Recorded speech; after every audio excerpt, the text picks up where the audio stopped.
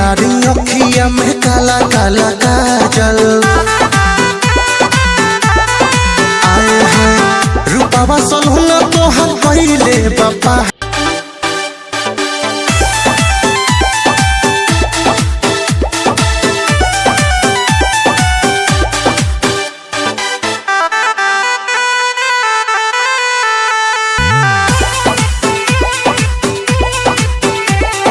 होठवा के चोटक से नूरिया है बहारू तो प्यार के गुड़िया है चांदनियन लागे चेहरा रानी लागे लुआ फत के पुड़िया है।